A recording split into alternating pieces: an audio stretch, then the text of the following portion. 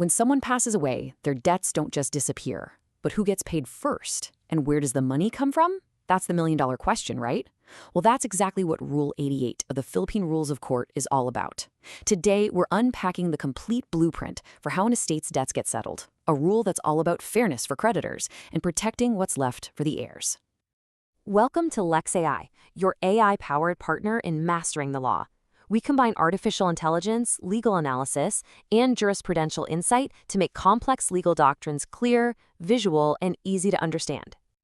All right, so here's our game plan for tackling Rule 88. We've broken it down into 6 logical parts. We'll kick things off with the basics, the blueprint for an estate that has enough money to pay everyone. Then we'll get into the trickier stuff, like uncertain debts and what happens when the money runs out. After that, we'll cover the court procedures and timelines, and finally, we'll wrap it all up with the key takeaways you absolutely need to know. Let's dive in. Okay, first things first. Let's start with the foundation of this entire rule. We're talking about the ideal scenario, an estate with enough assets to cover all of its debts. Now, Section 1 looks pretty simple on the surface, but it's built on a really strict foundation. Before a single peso can be paid out, 2 things have to happen. First, all the claims against the estate have to be finalized. Second, you have to be absolutely sure there are enough assets to go around. Once that's settled, the administrator has one job: pay those debts in full.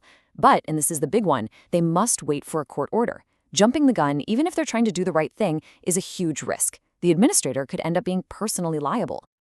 So, the court gives the green light and orders the debts to be paid. The next logical question is, where exactly is the administrator supposed to get the money from? Well, Rule 88 gives us a very specific pecking order for which assets get used first. You know, the law gives an incredible amount of weight to the wishes of the deceased. So, rule number 1 is simple. The will is king.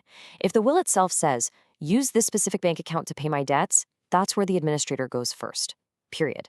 Only after that's all used up can they turn to what's called the residue, basically anything not specifically given to an heir. And you see the key principle here. The law goes out of its way to protect those specific gifts to heirs. They're the absolute last resort. But what happens if the will doesn't say anything? Well, Section 3 lays out a super clear 2-step default plan for us. Step 1 is to go after the personal property. We're talking cash, stocks, cars, things like that. The rule says liquidate these first. Only when that well runs dry can the administrator even think about moving to Step 2, the real estate. And even then, it's not a free-for-all. They need to get specific permission from the court before they can sell or mortgage any land or buildings. All right, we've covered the easy stuff, the straightforward debts. Now we're wading into deeper, more complicated waters. What about potential debts that haven't even become real yet? And what happens if the heirs already got their inheritance before a new claim pops up? This is where the rule gets really fascinating. So Sections 4 and 5 deal with what are called contingent claims. Think of them as potential liabilities, like ticking time bombs. For example, maybe the deceased was a guarantor on a loan. The debt isn't real yet. If the court agrees this is a valid potential claim, it tells the administrator to set aside enough assets just in case. Then a 2-year countdown starts for the creditor. If they don't make their claim absolute within that window, they lose their right to go after the estate. But they do get one last shot. They can sue the heirs directly for their fair share.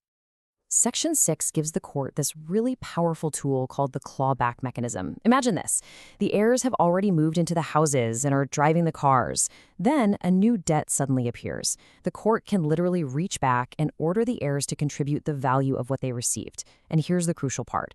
Even if an heir sold the property, it doesn't matter. They're not off the hook. That personal duty to contribute stays with them, making sure the creditors are protected. Okay, let's change gears and talk about the toughest scenario of all. What happens when an estate's debts are actually bigger than its assets? This is called insolvency, and Rule 88 lays out a framework for fairness, not just for local creditors, but for situations that stretch across international borders. When an estate is insolvent, it's not a free-for-all. Section 7 tells us to look at the Civil Code, which sets up this strict pecking order for creditors. You've got special preferred credits at the very top, then ordinary preferred, and way down at the bottom, common credits. The rule is simple and absolute. You have to pay everyone in Tier 1 in full before anyone in Tier 2 sees a dime. And if the money runs out partway through a tier, well, that's when Section 8 kicks in and everyone in that same group gets an equal proportional share of what's left. And of course, in today's world, assets and debts cross borders all the time. Section 9 handles the case of a foreigner who died but had assets here in the Philippines. The main goal is equality, making sure all creditors, whether they're here or abroad, get the same proportional slice of the pie. Then, Section 10 is basically the mirror image, an insolvent Filipino with foreign creditors. Their claims can be paid here, but there are two big conditions. First, our administrator must have been notified and had a chance to fight the claim overseas. And second, the other country has to offer the same courtesy to Filipino creditors. It all comes down to three things: fairness, due process, and reciprocity. So, we've covered what to pay and in what order. Now it's time for the how and the when. These next sections get into the real nuts and bolts of how the court directly manages the payment process and the very strict timelines that everyone has to follow. Sections 11 through 14 really show you that the court is the one driving the bus here. It all starts with the green light in Section 11. That's the formal court order that lays out the whole payment plan. Section 12 gives the court flexibility if there's an appeal. It can either pause everything, or it can pay the undisputed claims while holding back enough money for the one being appealed.